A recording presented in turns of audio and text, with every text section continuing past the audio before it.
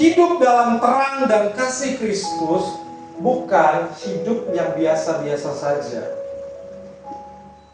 Hidup dalam terang dan kasih Kristus artinya hidup kita harus benar-benar menggambarkan atau merefleksikan atau menunjukkan, menyatakan bahwa ada Kristus yang tinggal dalam hidup kita. Paulus berkata, hidupku bukannya aku lagi, tapi Kristus yang ada di dalamku.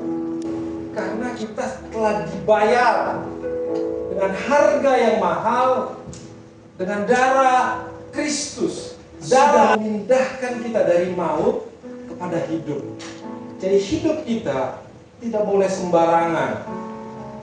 Mari kita lihat kebenaran firman Tuhan dalam Matius 5 ayat 14 sampai 16. Kamu adalah terang dunia. Kita semua adalah terang dunia.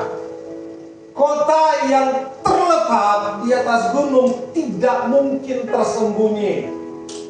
Kalau kita mau ke puncak, kita dari bawah itu udah bisa lihat tuh, ada rumah-rumah gitu kan. Karena di atas nggak mungkin tersembunyi. Kota yang terletak di atas gunung tidak mungkin tersembunyi.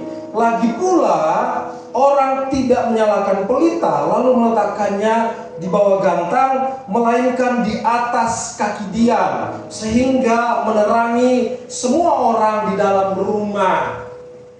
Pelita itu lampu lah ya, lampu cahaya. Perhatikan di dalam ruangan ini, kecuali ini, lampu semuanya di atas. Betul ya? Kecuali yang tiga macam ini, semuanya di atas. Karena apa? Orang nggak menaruh lampu itu di bawah, kecuali untuk purpose tertentu.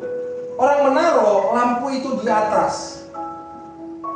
Lagi pula tidak menyalakan pelita lalu meletakkannya di bawah gantang. Jadi maksudnya itu begini, ini pelita, terus gantang itu kayak baskom lah ya, terus ditutupin ini pelita, ditutupin begini di bawah gantang kan. Nggak ada gunanya dong. Nggak ada gunanya ini pelita dinyalain kalau harus ditutupin. Makanya dikatakan lagi pula orang tidak menyalakan pelita lalu meletakkannya di bawah gantang, melainkan di atas kaki dia, sehingga menerangi semua orang di dalam rumah itu. Demikianlah hendaknya terangmu bercahaya di depan orang, supaya mereka melihat perbuatanmu yang baik dan memuliakan Bapamu yang di sorga. Demikianlah hendaknya hidup kita. Seperti lampu tadi, orang melihat. Dengan adanya lampu, orang bisa membaca, orang bisa melakukan aktivitas baik dan memuliakan Bapamu yang di sorga. Perbuatan kita yang hidup dalam Tuhan, yang sudah ditebus oleh darah Yesus, perbuatan kita harus perbuatan yang baik, harus menunjukkan bahwa ada Kristus dalam kita.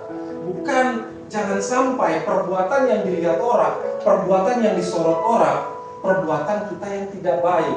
Orang kecenderungannya itu memperhatikan hal-hal yang tidak baik. Begini, contohnya gini.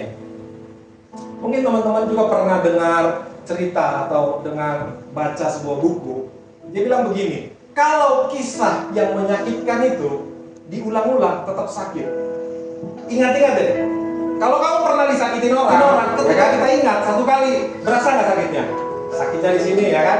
Kedua kali diingat, sakit nggak? Sakit tetap. 3 kali diingat, tetap sakit. Tetap sakit.